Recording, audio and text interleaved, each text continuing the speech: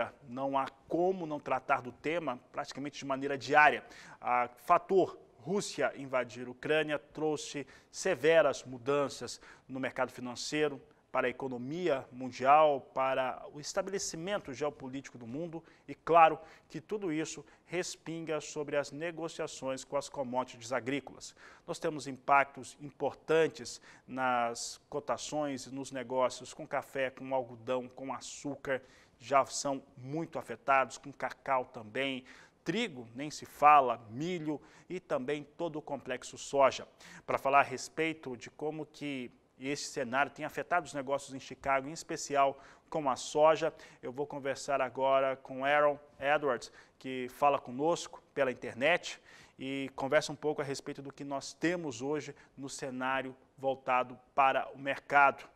Aaron, para você que está nos Estados Unidos, principalmente, aqui no Brasil nós estamos com fortes preocupações, seja por conta da negociação, dos preços que estão sendo firmados agora para a venda de produtos, mas também para a aquisição de insumos, já que nós vamos plantar em setembro e não chegou nada ainda desses insumos. Como que você está vendo esse cenário aí partindo dos Estados Unidos? Boa tarde, seja bem-vindo. Boa tarde. Quanto aos insumos, primeiramente, é um mercado, todos os mercados, nós estamos em um ambiente de extrema incerteza e instabilidade. Esse é o comportamento de volatilidade nos mercados e esse é o cenário total, tanto do fertilizante quanto do milho, da soja, que nem você falou, o trigo, está nessa situação. Então esse é o quadro, essa conjuntura. Essa preocupação de chegada dos fertilizantes para o Brasil, para os Estados Unidos, todo mundo que depende de fertilizantes vindo daquela região do mundo, Ucrânia e Rússia, é uma preocupação legítima. Isso não deve ser menosprezado ou descartado como dificuldades desse processo. São quase certos, o tamanho dessa dificuldade é uma incógnita. Quanto ao mercado de grãos, instabilidade segue, volatilidade é quase certeza, mas a palavra de alerta que eu falaria para o produtor, da porteira para dentro, você sabe que a lavoura precisa, sabe o que a tua fazenda precisa, faz um plano coerente, não seja levado pela emoção do momento, tem que saber o que está acontecendo no mundo, tem que ficar atualizado, faz um plano de gestão e vai seguindo. Não precisa de desespero nessa hora, tem que tomar as decisões coerentes, passo a passo, que fazem sentido e assim que navega essa volatilidade. Aaron, falando especificamente agora a respeito de soja, as negociações em Chicago, nós tivemos, está muito amplo, né? Acaba tendo ali uma banda, uma volatilidade muito forte em relação aos negócios com soja também. Eu lembro que na quinta-feira, nós estamos completando inclusive 7 dias, nesta quarta-feira, de invasão russa. Na quinta-feira nós tivemos o primeiro impacto lá com uma alta forte. Naquele dia mesmo, fechamos em queda com a soja em Chicago. Na sexta-feira, despencava a soja. Segunda e terça, últimos agora nessa semana, nós tivemos alta, elevações para a soja. E hoje nós tínhamos, já em algum momento, soja caindo. Em relação a essa volatilidade, como que ela impacta o produtor rural, o sojicultor norte-americano, principalmente, e brasileiro? Em relação ao produtor norte-americano, nós estamos seguindo estratégias que é o mesmo conselho que eu dou para o produtor brasileiro. Tenha um plano, tá? Tenha um plano de quanto que você está disposto a vender nesse ambiente. Guerra favorece commodities agrícolas. Então tem um plano, tem que vender. A única forma de aproveitar um bom mercado é vendendo. Agora, nada no desespero. No Brasil não se vai ter soja nova até a próxima safra. Uma safra curta, com pouca soja, a tendência do prêmio é ser favorável até a chegada da próxima safra, ou um pouco antes, ou até certeza da próxima safra. Chicago tem muitas incógnitas, além da guerra, ainda tem que plantar nos Estados Unidos, estão colhendo soja ainda no Brasil, tem muitas incertezas, e tem muitos capítulos pela frente. No curto prazo, os capítulos todos parecem favorecer o preço da soja.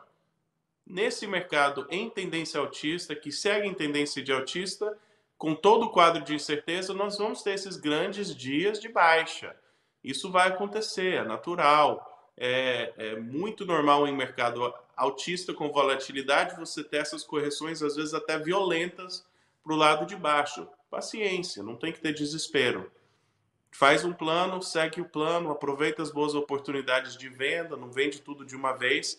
E é exatamente assim que eu estou administrando com os meus clientes produtores daqui também. Aaron, os órgãos oficiais, tanto a Conab, que é a Companhia Nacional de Abastecimento Brasileira, vai atualizar números para a soja, já tinha atualizado no mês passado para 125 milhões de toneladas. O Departamento de Agricultura norte-americano já fez correções para baixo, deve fazer uma nova agora, pelo menos é a expectativa. E as empresas privadas aqui no Brasil, elas já mostram aqui uma colheita brasileira já na casa de 120, 121 milhões de toneladas de soja. Mostra toda a perda, né, que nós temos na América do Sul. Brasil, onde tem o maior volume de perdas, Paraguai, onde tem a maior porcentagem de perdas. Pensando nesse aspecto, que nós temos estoques aí projetados muito menores por conta dessa produção, soja, e você falou muito bem, né, falou a respeito dos prêmios que devem ser pagos, soja nesse momento, e principalmente para os próximos meses, se considerar apenas os fundamentos, mantém uma tendência de elevação? Sim, eu costumo. Tudo é risco calculado. Mas nos próximos meses, digamos 4 a 6 meses, sou da opinião que Chicago mantém tendência de alta, o prêmio mantém tendência de fortalecimento e o câmbio também tem potencial para favorecer o produtor, né? O real desvalorizar mais. Então, nos próximos 4 a 6 meses, o cenário é favorável para preço. Não quer dizer que não deveria vender, mas vende aos poucos, vai espaçando as vendas e cautela.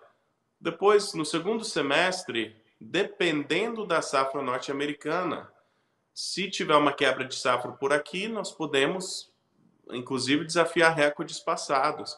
Mas se tiver uma safra por aqui, se tranquilizar a geopolítica, é muito possível que Chicago já comece a recuar e aí tem um descolamento, em que o prêmio, a soja brasileira é forte, mas Chicago pesa contra. Então, por isso que tudo é risco calculado, mas vê quanta soja que você pode esperar até entre safra para vender, vê quanta soja que você precisa vender no curto prazo para fazer caixa, aproveita os dias de alta. Eu acho que a pior coisa para fazer nesse ambiente é ficar desesperado com o cenário mundial. Faz um plano de gestão para a fazenda, toma cuidado na compra dos insumos, toma cuidado na venda de grãos, faz decisões que, se forem erradas, são pequenas o suficiente para você administrar sem arriscar tudo e bola para frente. Eu acho que o produtor precisa produzir nesse ambiente, o mundo precisa de alimento, tem escassez e tem que tomar cuidado nas decisões e seguir com confiança. Aaron, quero perguntar para você também sobre o mercado de milho.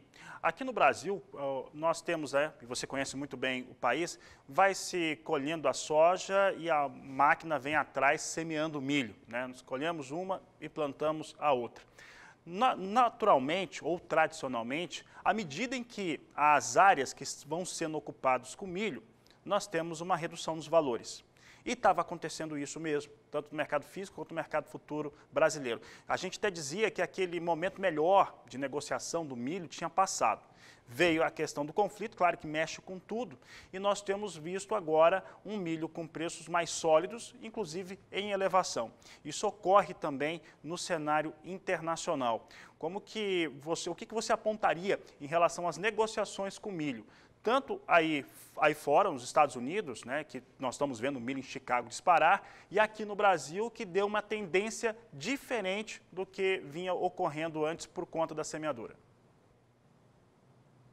A questão do milho, que também é a questão do trigo, eu entendo que a pergunta foi para o milho, mas a história é similar. Rússia e Ucrânia, ambos são grandes produtores de milho e trigo e outros grãos menores, e eles estão em guerra. Como é que você vai plantar lavoura se o país está em guerra? E essa que é a pergunta a nível internacional que o mundo está fazendo. Como é que fica essa oferta de grãos a nível mundial se a Rússia e a Ucrânia não produzirem nada ou produzirem pouco. Aí vai precisar de todo o milho do Brasil, vai precisar de todo o milho dos Estados Unidos, é uma situação bastante grave. O outro lado dessa moeda é o plantio ainda não está atrasado nem na Rússia nem na Ucrânia, e os inventários de milho a nível mundial, eles estão apertados, mas não naquele nível de desespero. Nós já estamos em preços extremamente elevados. Então, tranquilizando a geopolítica, eu creio que vai tranquilizar o mercado de Chicago e vai tranquilizar também o mercado de milho doméstico no Brasil. Obviamente tem que produzir esse milho safrinha, mas é a questão de geopolítica. Se tirar esses grãos da Ucrânia e da Rússia, da oferta e demanda mundial, haja fôlego, que vai precisar dos grãos de todo mundo. Então essa é uma situação que eu tomaria muito cuidado, inclusive com os produtores daqui, quanto no Brasil. Quem tem milho disponível, nós estamos sendo vendedores bem pacientes, aproveitando os bons preços, mas bem aos poucos. E eu diria a mesma coisa para o produtor brasileiro. Em algum momento, se começar a estabilizar esse cenário mundial, e eu nem diria, não é nem necessário que tenha, para o mercado de grãos, que tenha o fim, digamos, da questão política, mas vão ou não vão plantar. Isso é para a Rússia e para a Ucrânia, e vão ou não vão exportar. Eu prestaria muita atenção nessa notícia em relação a trigo e milho.